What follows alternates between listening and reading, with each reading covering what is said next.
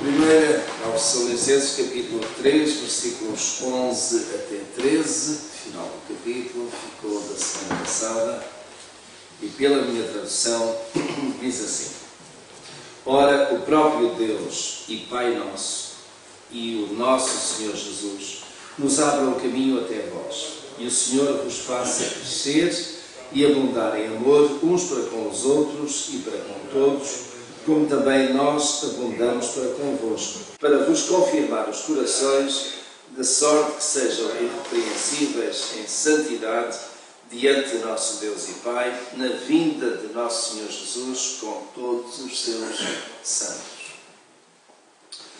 Se os irmãos estão lembrados, na semana passada nós considerámos exatamente a grande preocupação e o plano do apóstolo Paulo em relação aos crentes em Tessalónica, muito particularmente com a indicação do envio de Timóteo para, de certo modo, estar com eles, ministrar, uma vez que Timóteo tinha estado lá há pouco tempo e de lá tinha trazido notícias essas que deixaram o apóstolo Paulo bastante alegre, animado, com aquilo que estava a acontecer em Tessalónica, pela expansão do Evangelho, e porque, de facto, aqueles irmãos estavam tão empenhados, tão envolvidos na comunicação da palavra, que Paulo se sentia aliviado, que já não era preciso comunicar ou fazer trabalho missionário nas redondezas, porque os crentes de Tessalónica tiveram esse cuidado. E, portanto, era de facto uma igreja missionária, mas também uma igreja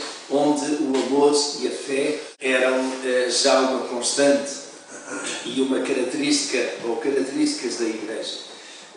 E a oração do apóstolo Paulo agora é que, de facto, Deus ainda faça crescer mais os crentes de Tessalónica no seu amor, na sua fé, uns para com os outros, no caso do amor, fé para com Deus, naturalmente, e ele coloca aqui outro aspecto que é de grande importância e que depois vai desenvolver, ou melhor, vai especificar no capítulo seguinte que nós já vamos ler, que é a questão da santidade. Mas, neste versículo 11, o apóstolo Paulo volta a colocar aquilo que é, podemos dizer, a sua oração, que é o seu grande apelo, que é orar ou pedir a quem? Ao próprio Deus e Pai nosso e Nosso Senhor, que nos abra um caminho até vós. Não é? Paulo tem sentido que os caminhos têm estado fechados, não tem tido a oportunidade de voltar a Tessalónica, e por isso mesmo ele ora, deseja, e havendo tão boas notícias. Meus irmãos, às vezes nós fazemos viagens, às vezes há viagens neutras, quer dizer, nós vamos para um lugar que não tem ninguém que nós conhecemos ou que não vamos ao encontro propriamente de alguém. Mas quando nos vamos encontrar com alguém e que já não vemos há algum tempo, muitas vezes essa preparação da viagem, esse tempo que antecede a viagem, deixa um de dois sentimentos, ou de alegria ou de tristeza. Se nós vamos ao encontro de alguém que tem problemas, vamos supor alguém de família, que tem problemas de saúde, de desentendimentos, de falta de dinheiro, de desemprego, seja daquilo que for, nós vamos com o coração apertado, pesado. Mas se vamos, por exemplo, para um casamento, se vamos para um aniversário, se vamos para celebrar alguma coisa, nós vamos com alegria, todos contentes, não é? O apóstolo Paulo, pode imaginar, ele estava ansioso, desejoso de ir ter com eles, porquê? Com alegria ou com tristeza? Com alegria, não é? As notícias que vieram deixavam-no alegre, não é? E eu agora faço este teste. Como é que nós nos sentimos em relação a uma viagem para junto de família que nos leva à alegria, que é um momento feliz? Parece que os dias demoram a passar. Nunca mais chegam. Se é para ir para uma situação mais difícil, mais dramática, mais triste, os dias têm a mesma duração. Claro que sim. Mas nós até, se possível, prolongávamos, não é? Até podíamos dizer, ó Senhor, resolve o assunto para que não seja preciso eu ir lá, não é? Porque não temos prazer nisso. O apóstolo Paulo tinha prazer, ele desejava que isso acontecesse, não é? E ele ora a Deus Pai e ao Senhor Jesus, que nos abram então esse caminho.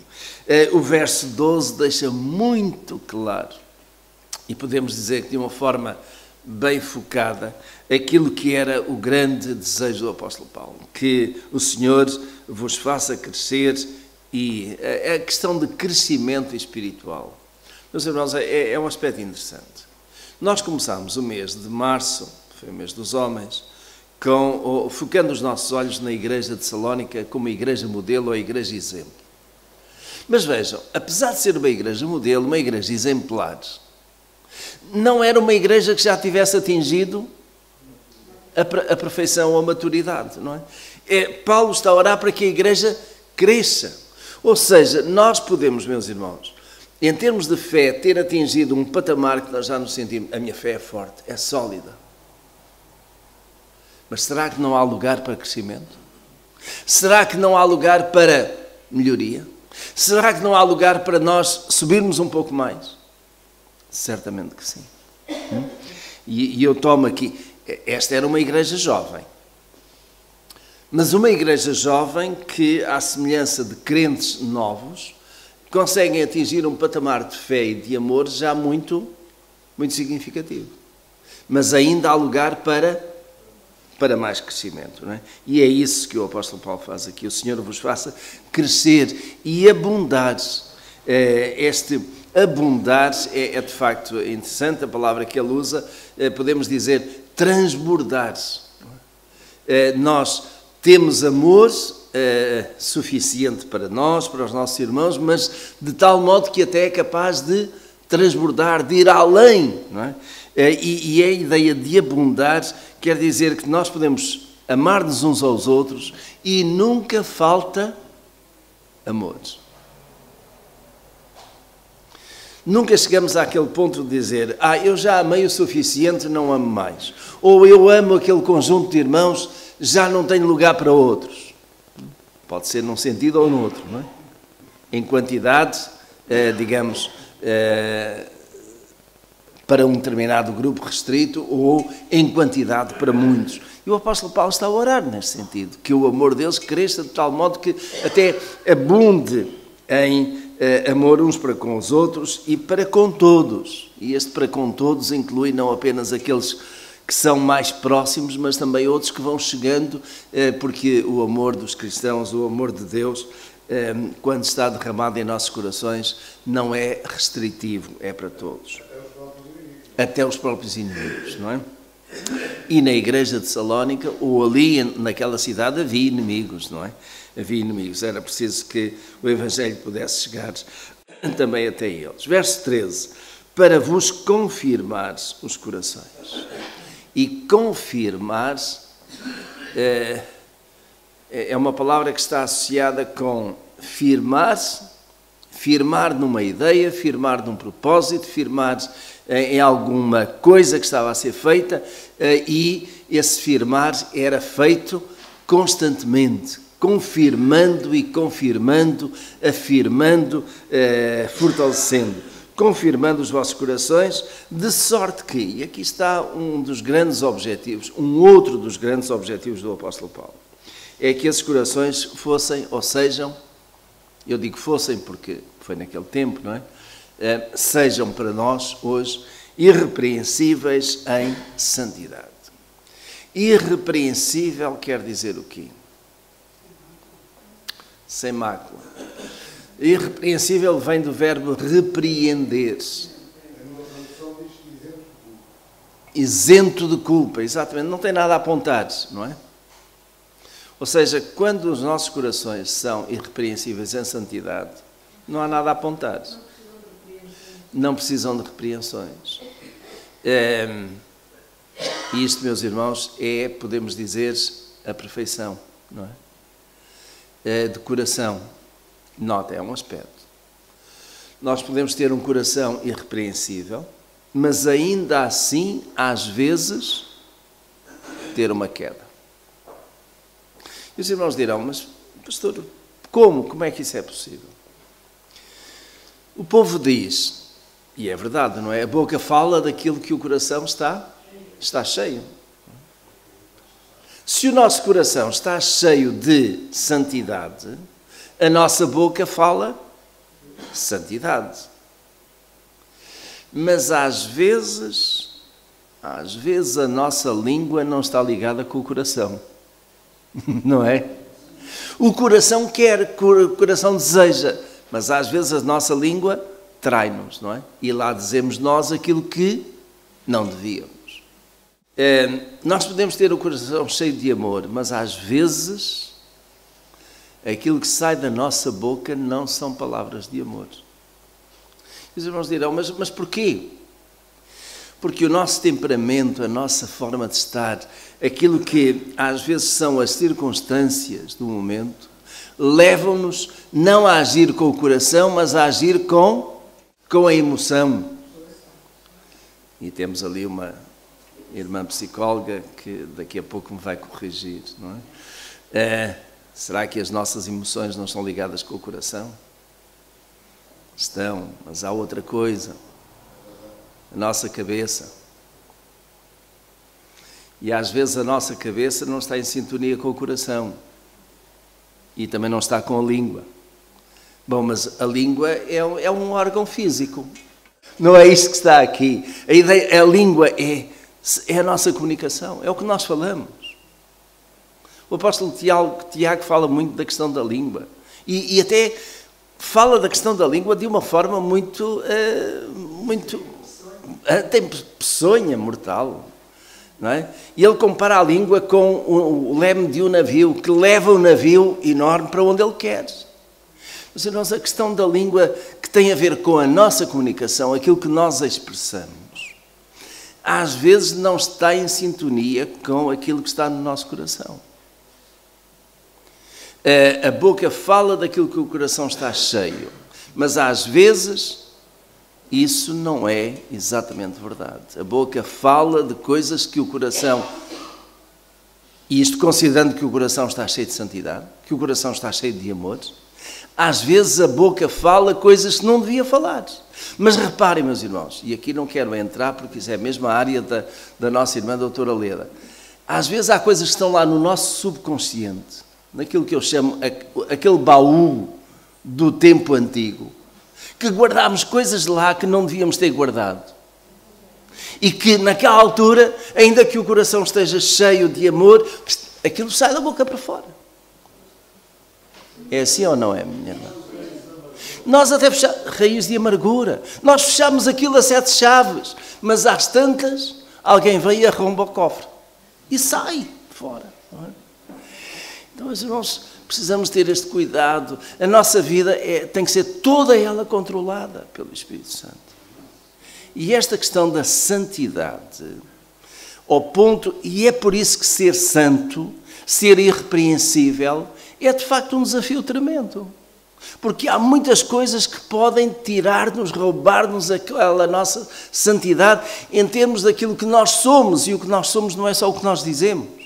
É o que nós pensamos, é aquilo que nós fazemos, é o nosso relacionamento uns com os outros. E ser irrepreensível em santidade não é só na questão do coração, é também a nível do pensamento.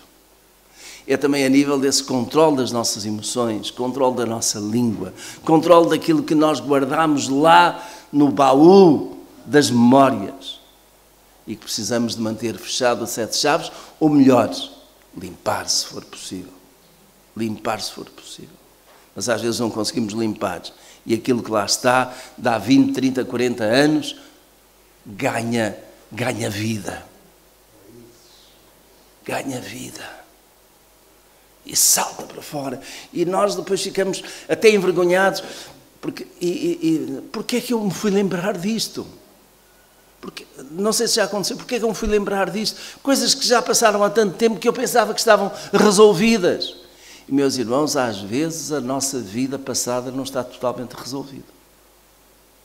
E quando ela volta, coisas que nos deixaram amargurados acabam por nos embaraçar, não é? Quando Paulo escreve aqui de que para vos confirmar os corações de sorte que sejam irrepreensíveis em santidade, eu pergunto, só os crentes de Salónica é que precisavam de ter esta palavra? Será que nós entendemos o que é que o apóstolo Paulo estava a querer dizer quando escreveu isto? Irrepreensíveis em santidade. Então, se nós entendemos isso, nós agora vamos fazer a pergunta, será que Deus também quer isso para mim, hoje ou não? Estamos de acordo, também quer para mim. Ou seja, esta palavra é relevante para mim.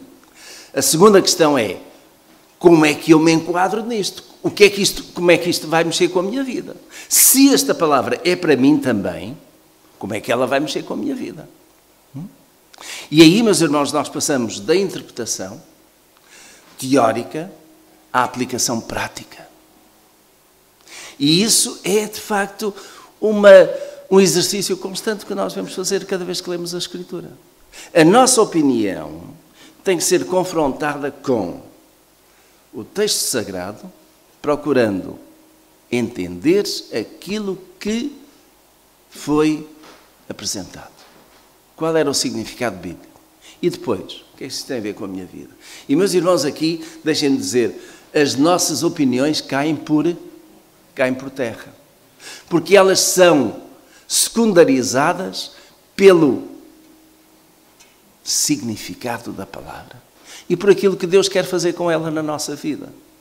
Eu posso ter uma opinião. Os irmãos reparem sobre a questão de opinião ainda. Sobre a questão da opinião. O apóstolo Paulo raramente, mas às vezes faz, raramente ele diz, isto digo eu, não o Senhor. Os irmãos recordam-se? Há uma passagem ou outra assim. Isto digo eu, não o Senhor. Ou seja, nas palavras do irmão Júlio, isto é a minha opinião, não mandamento do Senhor. E os irmãos estão a ver opinião e mandamento. Opinião e regra do Senhor. Todos nós temos as nossas opiniões. A questão é, são elas concordantes com aquilo que é a palavra do Senhor ou não? Os irmãos sabem, eu às vezes falo. Se Deus quisesse que nós tivéssemos opinião para tudo em relação à Sagrada Escritura, tinha-nos feito com um achómetro. Sabem o que é um achómetro? Eu acho que é assim. Isto leva-me só a uma pequena história de alguém que um dia estava a ser confrontado com a Escritura e dizia, não é assim, a Escritura diz assim. E o outro dizia, não, a Escritura não diz assim. Não diz, mas devia dizer. Não diz, mas devia dizer. A Escritura pode não dizer aquilo que nós queremos, meus irmãos. Mas não é por não dizer ou dizer de forma diferente que nós achamos que devia dizer. Os irmãos sabem, há pessoas que forçam a Escritura a dizer aquilo que elas querem. E isso não é aceitável. Então, meus irmãos, cada um de nós tem que fazer um esforço muito grande. Os irmãos sabem, por causa dessa questão de forçar a Escritura a dizer aquilo que quer, que surgiram as testemunhas de Jeová. Surgiram os mórmonos, que há muitas outras seitas. Os irmãos sabem que, inclusive, as testemunhas de Jeová têm uma Bíblia que é a tradução do Novo Mundo. E porquê é que eles fizeram essa tradução especial da Bíblia? Eles vão mudar textos da Escritura para ir ao encontro daquilo que são as suas doutrinas inventadas, que são heresias. Vou-vos dar um exemplo que é muito característico. João capítulo 1, verso 1, toda a gente conhece. Como é que diz a Escritura? No princípio era o Verbo. E o Verbo estava com Deus. E o Verbo era Deus. Como é que está na vossa Bíblia Deus? Com letra maiúscula ou minúscula? Maiúscula.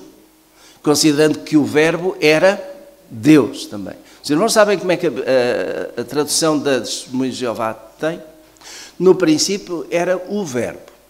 E o Verbo estava com o Deus, com letra maiúscula. E o verbo era um Deus com letra minúscula.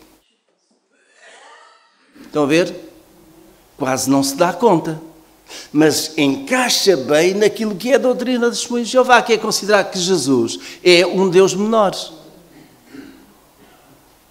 Porque eles não aceitam a doutrina da Trindade. Os irmãos estão a ver? Eles acharam que assim era melhor.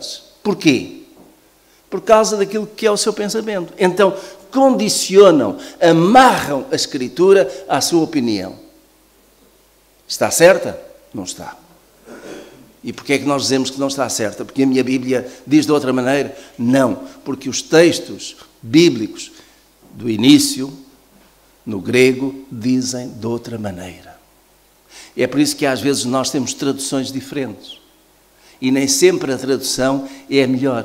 Porquê? Porque já a tradução implica interpretação.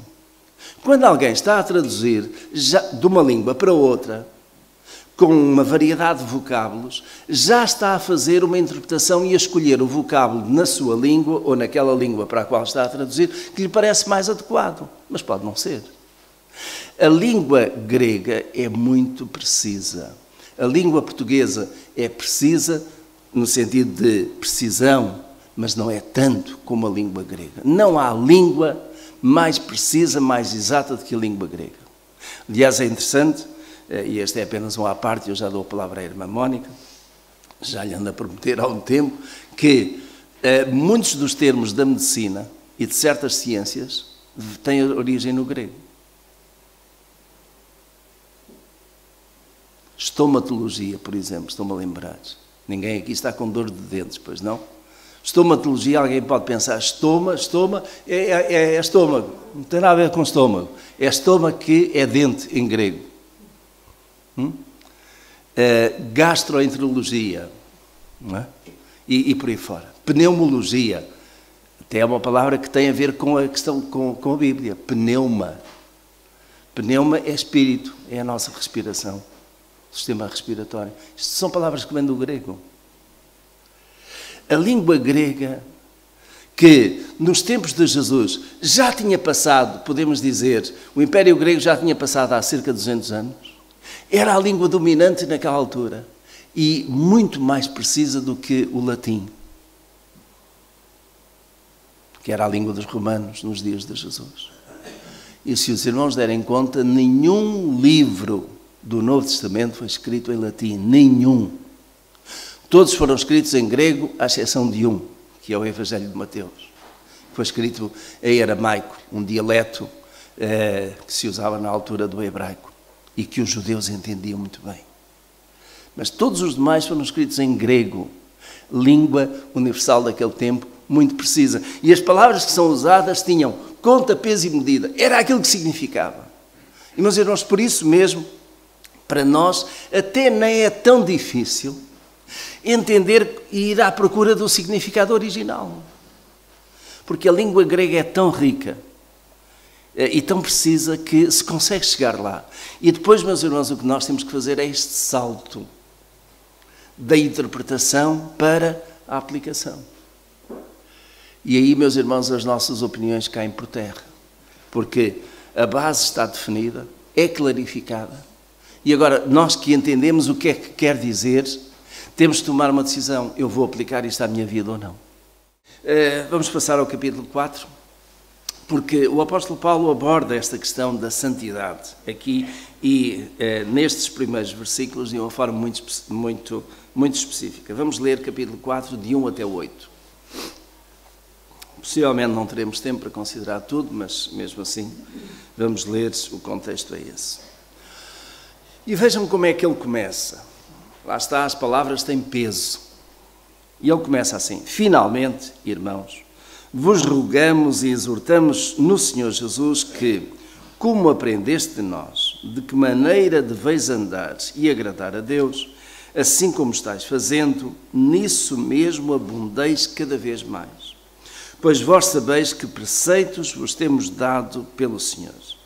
Porque esta é a vontade de Deus, a saber, a vossa santificação, que vos abstenhais da prostituição, que cada um de vós saiba possuir o seu vaso em santidade e honra, não na paixão da concupiscência, como os gentios que não conhecem a Deus. Ninguém iluda ou defraude nisso a seu irmão, porque o Senhor é vingador de todas estas coisas, como também antes vô-lo dissemos e testificamos. Porque Deus não nos chamou para a imundícia, mas para a santificação. Portanto, quem rejeita isso, não rejeita aos homens, mas sim a Deus, que vos dá o seu Espírito. Notem, meus irmãos, gramaticalmente, um princípio de frase ou de pensamento e um fim. O princípio é porque o apóstolo Paulo, ao passar do que nós temos aqui no capítulo 3, verso 13, para o capítulo 4, verso 1, diz finalmente. Ou seja, até aqui, os 3 capítulos anteriores, ele esteve a tratar de alguns assuntos. Agora ele está a chegar à conclusão, finalmente.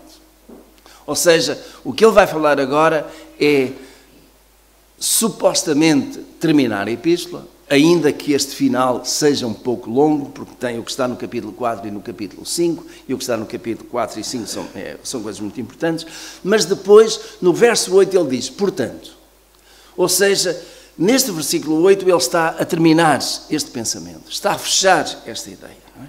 Que está aqui.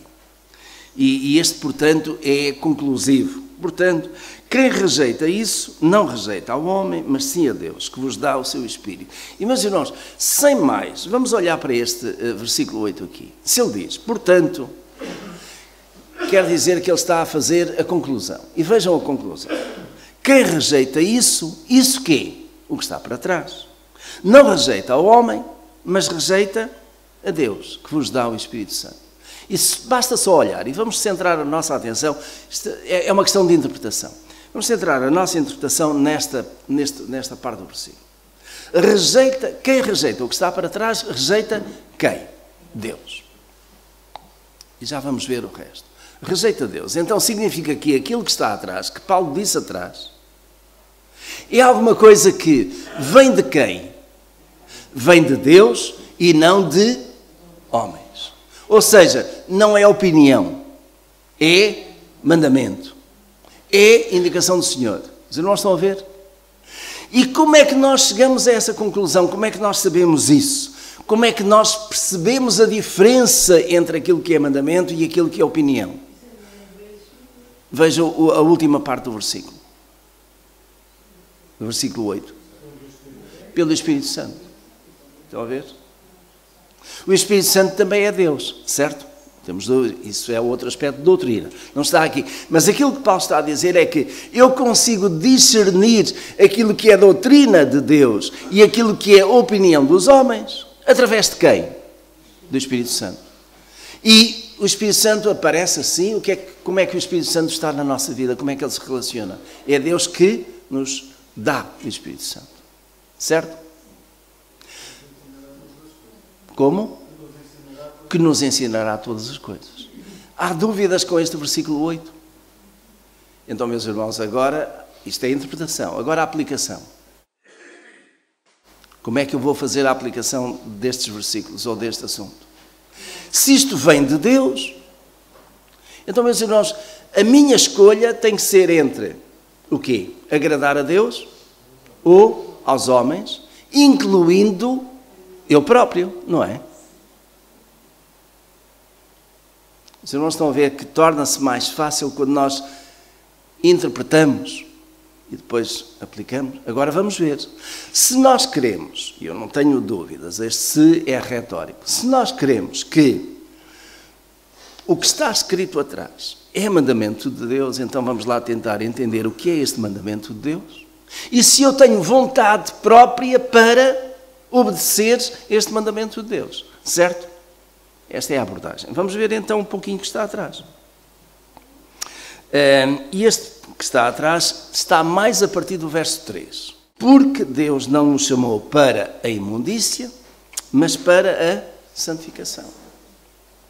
Ou seja, em matéria de vivência, de prática, reparem, há um ensino doutrinário, teológico. Mas há também a chamada ética cristã. E o que está aqui já é mais do domínio da ética cristã. E a ética cristã tem a ver com o quê? Com o meu comportamento. Como eu me relaciono com os outros. E isso é colocado aqui nesta palavra, santificação. Ainda que santificação não seja apenas a nível da ética cristã, a nível dos comportamentos. Tem a ver também com a minha mente. E a minha mente, às vezes, nós devíamos ter a mente de Cristo, não é? Como a Escritura diz, como Paulo diz, nós temos a mente de Cristo. Se nós tivermos a mente de Cristo, pensamos como Cristo pensou. E se pensamos como Cristo pensou e tivermos o coração cheio de Deus, cheio de amor, governado pelo Espírito Santo, então, meus irmãos, tudo aquilo que nós fazemos e dizemos é santo. Concordam comigo? O problema é que às vezes não pensamos como Cristo pensou, não andamos como Cristo andou e fazemos ou dizemos coisas que não são as mais corretas, não é? Mas reparem, Deus não nos chamou para a imundícia. O que é isso de imundícia? Alguém tem outra palavra? Impureza. Porque aquilo que está a tratar aqui é de impureza mesmo. Quando a Escritura usa na nossa língua imundícia, o que é uma coisa imunda? Mete nojo. Não é apenas que é do mundo, mas mete nojo, está suja. Não é? A palavra impureza é um bocadinho mais soft, mais suave, não é? É impureza. Mas imundícia é mesmo sujidade. Então aquilo que o autor desta carta, que é o apóstolo Paulo, está a considerar é que aquilo que é descrito um pouco mais atrás, como sendo o oposto à santidade, é visto por ele, como intérprete de Deus, como sendo uma imundícia, uma coisa suja mesmo. E o que é isso, meus irmãos? Aí temos que ir lá mais acima, verso 3. Porque esta é a vontade de Deus, a saber a vossa santificação, e como é que eu consigo a minha santificação?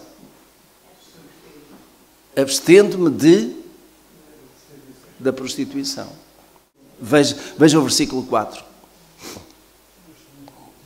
Cada um de vós saiba possuir o seu varro em santidade e honra. E o versículo 5. Não na paixão da concupiscência, como os gentios que não conhecem a Deus. E depois a questão também de fraudar. Corpo, exatamente. Não é? Portanto, não é tanta questão espiritual, não. Aqui é mesmo. Aliás, os irmãos não têm, acho que ninguém se vai escandalizar de eu usar esta palavra, está no dicionário, é um bocadinho soft, mas a palavra que Paulo usou, transliterada para o português, não é prostituição, é fornicação. Acho que ninguém se ofende com isto, pois não? Mas fornicação. E fornicar, os irmãos sabem o que é. Portanto, não tem a ver com a questão espiritual, tem a ver com a questão física. Não é? Portanto, agora, essa fornicação é entendida no contexto de prostituição. Ou seja, fora de quê? Fora do casamento. Portanto, aquilo que Paulo está a dizer claramente é que a vontade de Deus não é que nós sejamos impuros, e ele até considera imundos, sujos, ao ponto de podermos ter relações sexuais fora do casamento. Era o que estava a acontecer em Tessalónica. E agora a questão é muito importante e tem a ver com também tentarmos interpretar. Era o que estava a acontecer em Tessalónica, cidade, ou Tessalónica, igreja? Porque de facto aqui, meus irmãos, o texto pode não ser exatamente tão claro a esse ponto de nós separarmos aí as águas. Uma coisa é certa. A nível de cidade, isso era prática comum. E porquê é que nós sabemos isto? Do contexto de outras cidades, mas também no versículo 5. E no versículo 5 diz, não na paixão da concupiscência, como os gentios que não conhecem a Deus. Ou seja, os gentios, ou seja, os tessalonicenses, fora da igreja, estou a separar a igreja, fora da igreja, não conhecem a Deus, esta é a prática comum. A questão é, Será que aqueles que se converteram, que estão na igreja, ainda mantêm essa prática ou já se libertaram dela? Esta é a grande questão, não é? Os irmãos, digam, na vossa interpretação, acham que o texto bíblico permite que Paulo esteja a dizer: vós crentes, ainda tendes esta prática?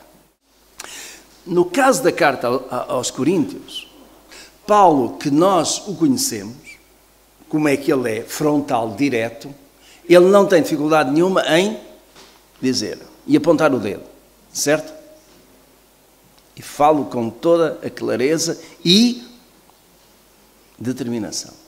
No caso desta carta, ele não faz isso assim tão diretamente, pois não. Não fazer como aos outros. Então nós podemos considerar que nesta carta aqui, concretamente, Paulo está, primeiro, a apontar aquilo que é um erro, que é uma prática dos gentios, mesmo à volta dos crentes de Tessalónica, e que é prática comum, e que não é vindo de Deus, não faz parte de santidade. Segundo, ele está a dizer que se eventualmente, alguém na igreja de Tessalónica tiver esta prática, então saiba o quê? Que isso não é de Deus. E, meus irmãos, com toda a honestidade, é até aqui que eu consigo chegar, em termos de interpretação. Dizer que, e eu estou a expor-me como os irmãos também se expõem quando pedem a palavra, dizer que Paulo está a apontar o dedo a alguém da igreja de Tessalónica, eu não consigo ir tão longe, sendo objetivo. Mas também posso dizer com toda a clareza que não me surpreende que o apóstolo Paulo, até não tendo conhecimento que isto existia, ele está a prevenir a situação. Ou seja, ele não está a acusar, mas está a prevenir. Ele está a dizer, isto não pode acontecer. Certo? E eu tenho para mim que, não conhecendo o apóstolo Paulo de algum caso deste género em Tessalónica, que ele esteja a querer prevenir e dizer, se alguém pensava, deixe de pensar. Abstenha-se. Os irmãos estão a ver? Pronto. Trazendo isto para o plano prático aqui. Para nós. E eu quero terminar. Se algum de nós aqui tem essa prática, então saiba que não é a vontade de Deus. Que isso é não apenas impureza, mas é imundície. Se alguém não tem essa prática, mas pode pensar em vir a ter essa prática, saiba que isso não é de Deus e, portanto, não deve ter. E o resultado é o mesmo. Não é? A santificação não permite que haja prostituição, que haja este tipo de prática ou até de pensamento. Não é? E, portanto, tem que haver da nossa parte esta prevenção. Não é? Tem que haver da nossa parte este cuidado na santidade. Quando Paulo escreve uma carta e ele sabe que há um problema concreto, ele, meus irmãos, como nós dizemos aqui, ele chama os bois pelos nomes. Ele aponta o dedo e diz claramente. Não é? Neste caso desta carta aqui, ele não está a apontar o dedo diretamente, mas está a dizer que, havendo que isso não é de Deus. Está a prevenir, não é? Pronto. Seja como for, meus irmãos, o importante é que nós retenhamos isto, não é? Que é o que está no verso 8. Portanto, quem rejeita isso, não rejeita aos homens, mas sim a Deus, que vos dá o seu Espírito Santo. E dando-nos o seu Espírito Santo, ajuda-nos a entender também aquilo que está certo, que está errado, aquilo que é santo e aquilo que não é santo, para que nós possamos fazer a escolha certa, não é? Meus irmãos, para a semana continuamos, se Deus quiser.